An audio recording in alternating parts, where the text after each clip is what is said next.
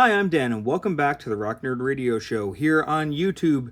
Today we are going to be taking a look at some Spider-Man figures. I'm sorry. Did you think we were talking about Maximum Spider-Man? No, we're not. We are taking a look at the new Miles Morales Ultimate Spider-Man figure and comparing him with the Space Venom Wave Ultimate Spider-Man figure. That's right. It's a which is better episode. Let's get into it.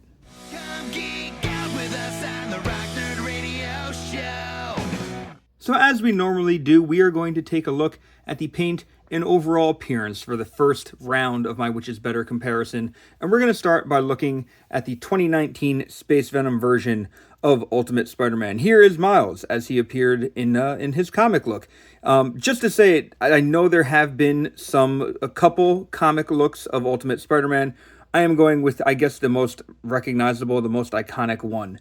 And I'm not doing the Gamerverse ones, mostly because this is really the only Miles I currently had in my collection up until I got the mini comic one. I've had a couple other Miles over the years, but this is really the one I want to focus on today. So this Miles was on a bit of like a teenage size buck. And as you can see, he has some very nicely painted web details in red and black. Those details continue down to his hands, where you can see that there are nicely painted web details on his fingers. The red part of the costume, again, on his fingers. Black everywhere else. And this does go onto his back, where you see his spider symbol, as well as some nice web details. Goes onto the head as well. And one thing I really like is that the eyes on this figure are sculpted very nicely. So they're nice, wide Spider-Man eyes, but they are sculpted. And, if you run your finger over it, you can feel the outline of, like, the red and then the indentation for the white. It looks pretty cool. This is on a shorter body, just to bring in what was kind of the standard at the time, the Bucky Cap mold. Here's Daredevil with him, and you can see he's a little bit shorter than Daredevil, as he should be, considering that this is, like, a teenage, sized body. So this does look pretty good, and really, aside from just some visible pins, it still holds up pretty well. It definitely is lacking in some articulation, which we'll talk about in later rounds, but, in terms of just overall appearance, he doesn't look that bad. Here is our new mini-comic Ultimate Spider-Man, and right off the bat, you can see there's a lot more web lines on this figure, which looks really nice. They actually, on mine, look very clean, the web lines. Not really much room of, many errors in here. The overall look does get a little broken up because of the sculpt, whereas I feel the old one, it didn't really have that happening. But, again, you can see his spider on the back, as well as that web detail carrying over onto the head. On this one, the eyes are also sculpted, but they are much, squintier, for lack of a better word. They almost look angry, this head. It's like he's, maybe angry, maybe zeroed in on a foe or something. So it's not my favorite style for Miles. I actually would kind of prefer the more wide eyes on this one for the masks. But otherwise, just like the other one, detail on the hands as well. That black and the red carrying down, black everywhere else. And just to compare him to a Bucky Cap mold, you can see also a decent amount shorter than that mold. Now, the one thing, though, that has been bugging me this whole time, really since the figure was announced, and something that almost made me cancel the pre-orders, are this figure's legs. The hips on this figure, he has drop-down hips, but when he's standing just kind of in a neutral spot, these hips are really sticking out. They look almost unnatural. I don't really know how else to describe it. They just look very odd to me. And you can just see it standing here. Now, I believe somebody pointed out in a video, it may have been Robo, that these are reuse of the Spider-Boy, most of his legs. And I feel like it comes off kind of weird, like leg to arm ratio on this figure. I feel like there's something weird about this figure's stance. His legs look like they're shorter than they should be. Like, they don't look like they fit his torso. I don't know if it's just something that I'm having trouble with, or if everybody else is really saying this, but Yeah, it looks a little strange. I mean, just even putting the other one next to him and putting the arms kind of at a neutral spot, the hands go down to his thigh, like which your hands do. His hands, they still go down to the thigh, but like I feel like the arms are longer than they should be compared to his legs. I don't know.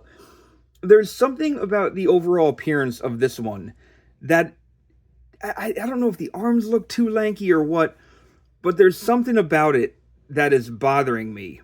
And just staring at him straight on is visually unappealing.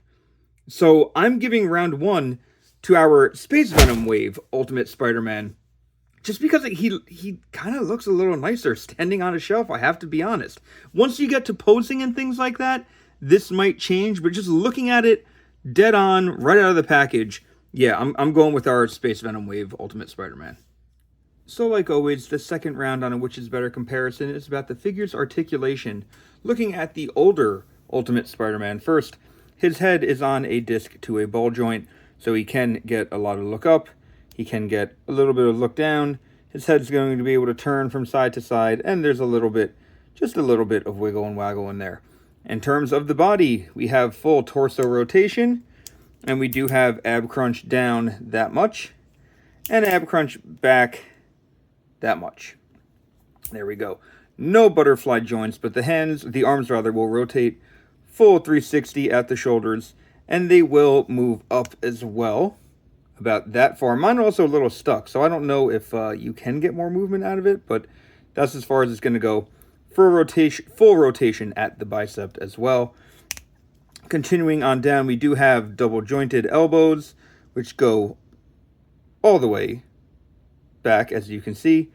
Hands will rotate, and we do have in and out for the hands. We do have up and down for the hands, I guess technically, if you're counting web shooters as going up and down. So there is that, but he has a couple hand options. We'll get there. Down to the legs, we do have legs that will kick up about that much. So standing flat, they're a pretty good kick. No real kick back, but they will kick out to the sides like that. Full thigh rotation. We do have double jointed knee. He can just about kick his own butt. He does have boot cut here as well, even though there's no actual boot, but there's the joint. That's what I'm trying to say. The foot can go up and down, and there is full ankle rocker on this figure. So pretty good articulation for 2019 when he came out, considering the age of this figure, and the limitations of sometimes a smaller body. He moves pretty well. Our new one has a head on a disc again to a ball joint, so moving up and down, left, right, wiggle waggle in there as well. Looking at the body, this is where it gets a little interesting. He has that dumbbell joint at the midsection, so he does have crunch forward and back, but he can also really get turned and loose and move, and then he has the lower stomach crunch, so he can look way down and way back, utilizing those two joints. He does have butterfly joints at the shoulders. Arms will go all the way around and up a little bit more, just a hair more than the other one. Full rotation at the bicep, double jointed elbows, and they are pinless, just to say it. And of course, hands rotate, and they're going to move on their joint. Down at the legs, we do have the drop down hips. So, without the drop down hips, legs are still going to kick up pretty well. But if you drop them down, you get a little bit more kick. And he can go way up with it, which is pretty neat. His thighs will fully rotate. Double jointed knee. Boot cut. Foot is going up and down. And then there is ankle rocker as well. So thinking about the advancements that have been made in the figure technology of Marvel Legends since 2019, it's only been 6 years, but our new Ultimate Spider-Man definitely wins out in the articulation round. He definitely just moves a lot better than the old one. my third round is about the accessories of these figures. And our 2019 Ultimate Spider-Man came with a nice unmasked Miles head, and I think this looks like a pretty decent representation of Miles. I really do like how this one looks. I think it looks pretty cool. So there's Miles' head. He also has, as you can see, an open crawling hand and a thwip hand. Well, guess what? He has another open hand and another thwip hand, so he does have two complete sets of hands. He also has a set of fists as well. So a left and a right fist, so he can punch the villains if he needs to. So, an extra head, 3 full sets of hands, pretty solid in terms of a Marvel Legends figure. And something that I feel like we're not getting full sets of hands with Spider-Man lately, and it kind of bothers me. Looking at our new Ultimate Spider-Man from the mini comic wave, because it is the mini comic wave, he does come with this nice little mini comic Ultimate Spider-Man #1. And yeah, that's just what he comes with. He has a alternate portrait as well. This is a little lighter skinned, and honestly a very nice representation of Miles as well. Let me kind of get the light in on that one. There we go. Let me kind of focus in on that a little better. If we can focus a little better. There we go. So yeah, looking at the two compared to each other side by side, I do think the newer head definitely looks a little nicer when it comes to being unmasked. So there is that. But then, as you can see, he currently has an open crawling hand and a thwip hand. This Miles does have a complete set of thwip hands, so he does have a left and right thwip hand, but he only has one crawling hand. He comes with one fist and then one of the grip hands so that he can grip the comic book. When it comes to a Spider-Man character, I really think it is important that they have two full sets of matching sets of hands. They should have 2 thwip hands, 2 crawling hands, and 2 fists. So even though I think the alternate head on the new one is a little better, I'm giving round 3 to the old Ultimate Spider-Man, because he's got 3 full sets of matching hands, and I think that is the more important thing. My fourth round is about the price and availability of these figures. I'm actually going to talk about the mini comic wave Miles, our newest one, first, because this is a $25 figure. As of this recording, you can find it in stores, Target, Walmart, what have you, $24.99. And I think that's a pretty good value. You can also get them online for the same price. Obviously, you might find some retailers differing in their prices, but I think this is a pretty good price. So $25.99 or $24.99, our standard Marvel Legends price for the new one. Something you can probably walk into a store and find as well. Let me just put him over here for a second. This Ultimate Spider-Man, the Space Venom one, first off, I never saw this wave in stores. I got lucky enough where I was at a Comic-Con. It was Terrificon up in Connecticut, and someone was selling the entire case and made me a deal on it. I never saw this wave in stores. I can't say that enough. Maybe 1 or 2 characters, but I never saw the full wave. So this figure to me already seemed kind of rare. Currently, as of this recording, this is selling on eBay for an upwards of $40, anywhere between like $42 and $50. Seems to be the average selling price of this figure. Obviously, that's the average, so there are some lower, there are some higher. But the fact of the matter is, you're going to have to find this one somewhere on the internet if you want to buy it. Now, here's the thing. There have been a few repaints of this figure. I believe there was a 2-pack version from the first Spider-Verse movie that had more of like the Spider-Verse paint job on it, but it was still this mold. There have been other versions of Miles, Gamerverse versions, what have you, that are very close to this costume, which also still are going to run you about $25. But looking strictly at these two and thinking about how easy it is and what the prices are on them, yeah, our new one is definitely winning round 4 because he's just going to be the easier one to get. And, maybe the less hassle if you're looking for kind of Miles in his original, more, I'm going to say, more iconic type suit. So, yeah, he's winning round 4. That means we are tied as we move into round 5. So for my fifth and final round, we are talking about the display compatibility for this figure. Now, here's the thing.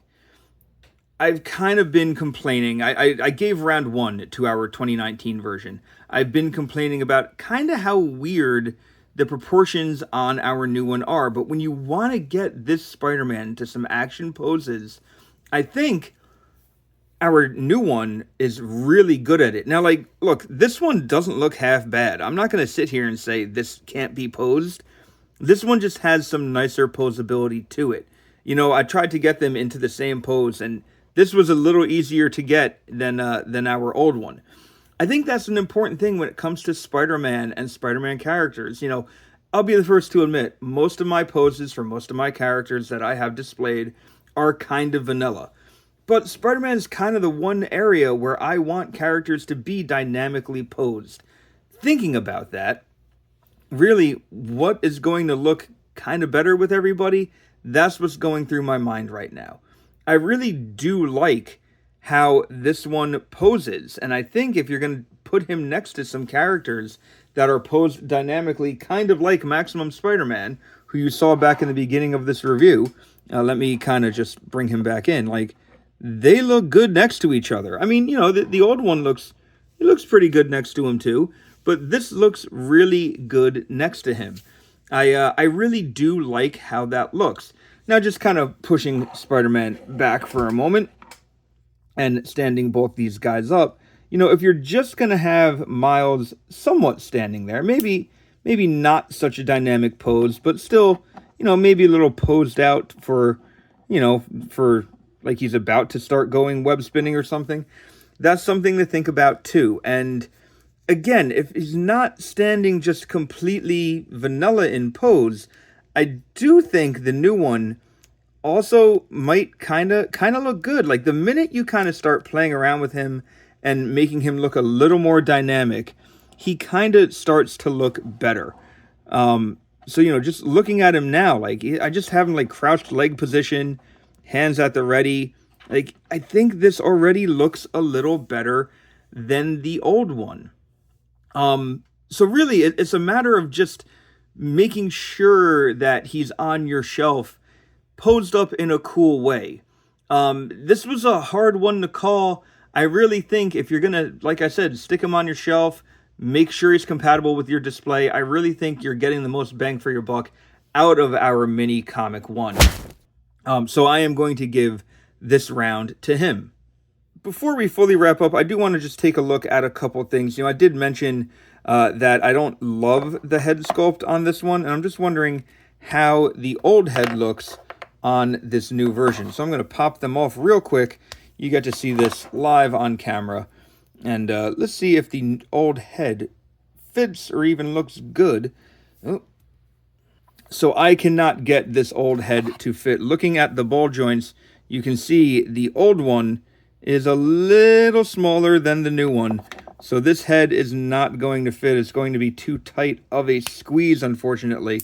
So I can't get this head on here. Now, it wouldn't surprise me if there are some other Miles figures out there, Ultimate Spider-Man figures, that have a similar size ball joint that you could probably put maybe more of like a wide-eyed, you know, Spider-Man face on it.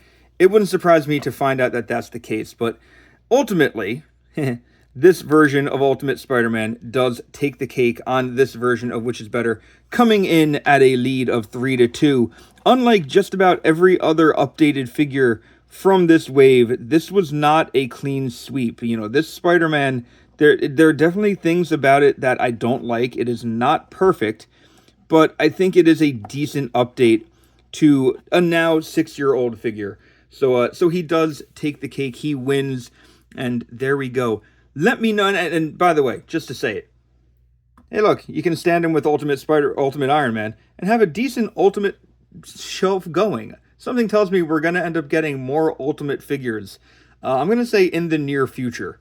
The Wolverine that's back here, even though it's Extreme X-Men Wolverine, that could work as an Ultimate Wolverine too. So we might end up seeing more Ultimate figures in the near future. But anyway, with all that said, let me know what you think about these Spider-Man figures down in the comments below. I would love to hear your feedback, your ideas. and which Spider-Man you think is better at the end of the day. And remember, you can check out the Rock Nerd Radio Show podcast on your preferred podcast platform. It is a weekly podcast hosted by me, my good friend Vinny, and sometimes a rotating chair of guests. We talk about all different types of pop culture on there, and it ends up being a very fun show. I would love if you checked it out. And while I'm talking about other things that I'm doing, if you do see Maximum Spider-Man back here, just because he is clearly back here, I did a live stream about a week ago where I talked about this figure in detail. So if you want to see my thoughts on that and just kind of completely, me going through it as I opened it, check out that live stream. I'll put it, here in the cards wherever, so you can click on that.